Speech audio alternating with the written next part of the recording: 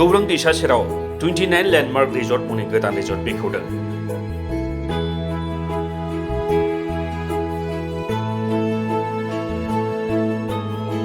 क'क्राझार टाउननि सोनाब फारसे थानाय गौरां पार्कनि खोलाथिं गौरां दैसा सेराव गोदानै 29 लेन्डमार्क मुंनि रिजर्ट बेखेवनाय जादों। जायफोर सुबुङा न'नि बायह्रायाव गोजोनग्लायनाय लानानै जानो सानो बिथांमोनहा थांनानै जानो हागोन।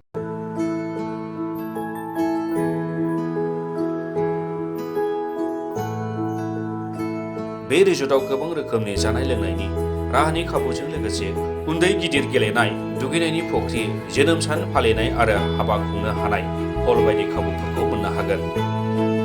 बेनि अनगायैबो हर थानायनिबो राहा दङ।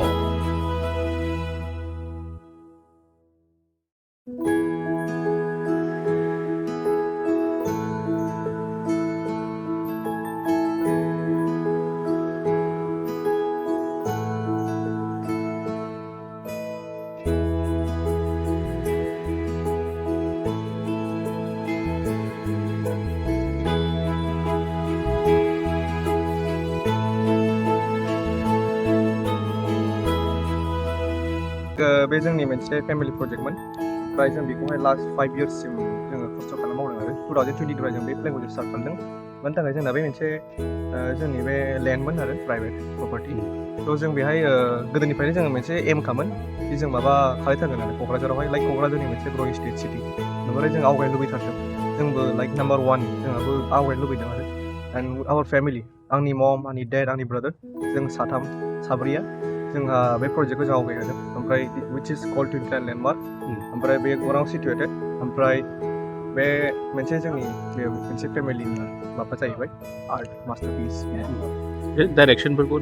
डाइरेक्शना जाहैबाय गौराङाव after crossing the RSC college when जुदि नोंसोरो गौरां ब्रिज बारनानै फैयोबा नों लेफ्ट टार्न मोनो मोनसे, नों बिनि एटलिस्ट 1.5 किल'मिटार्स नोङो फैनांगौ। रिजर्टआव मा खाबु थागोन?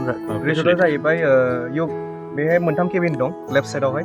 मोनथाम केबिना जाहैबाय premium cabin, which is around little charges थागोन, एसि थागोन, मोजां नोंसिना माबा जिरायनाय केपासिटि थागोन, कम्फर्टेबल थागोन।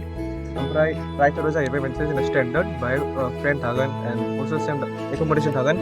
ओमफ्राय जोंना फिउचार प्लान जाहैबाय जों बेहाय अपेन बार एन्ड अपेन रेस्टुरेन्ट बानायगोन। ओमफ्राय ओरैथिं जोंहा अपेन रेस्टुरेन्ट दं बेहायबो, विच इज बाहाय जोङो उनावहाय आफ्टार 2-4-3 मान्थ्सनि उनाव जों ATV लाबोगोन, हर्स राइडिं लाबोगोन एन्ड बोट एन्ड मेनि प्रजेक्ट्स जोंहा आपकामिं प्रजेक्ट्स दं आरो जाय जोंहा बेखौहाय 4 स्टेजआव बानायदों। सुइमिं पुल बानायगोन, ओमफ्राय थानो थाखाय एकमडेसन बानायगोन, स्टे हटेल्स रिजर्ट। पार्टि सार्टि खालामनायनि बार्थडे पार्टि होन, ओमफ्राय सोरनिबा वेडिंस जायो, सोरनिबा लाइक एनि पार्टिस लाइक अकेसन जायोना, भेलेन्टाइन्स डे जायो, दिवालि जायो, ओमफ्राय लाइक माबा फुजा जायोबा नोंसोर बाहाय फैनानै खालामनो हायो, नोंसोर बुक खालामनो हागोन। सोरनिबा गारि लन्चिं जायोबा नोंसोर बाहाय खालामनो हागोन। सोरनिबा जायखिया लाइक पार्टि जायोबा नोंसोर बाहाय फैनो हागोन। फुड आइटेमाव बाहाय नोंस्रा चाइनिस दं, इन्डियान्स दं, ओमफ्राय सी फुड दं। ओमफ्राय जोंनि चेफफोरा बिराद एक्सपिरियेन्स, जोंना एक्सपिरियेन्स चेफ दं, एक्सपिरियेन्स वेटार्स दं। लाइक दे आर मर वेल बिहेभ, ओमफ्राय बिसोरो मोजां लाइक डिश संनो रोंगौ एन्ड जोंनि बिसोर प्रुभ खालामदों आरो बिसोर मोजां सङो। ओमफ्राय गासिबो रिभिउसखौ मोजां होनो जानायनिखौ।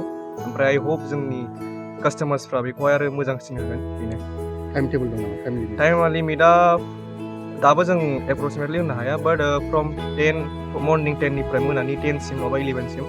बाट जोंबो गाइडलाइन्स रुल फल' खालामनांगोन, थ' मोजां होननो हाया। बाट एभरिबडी केन कम, एनिवान केन कम, दे केन जइन आस।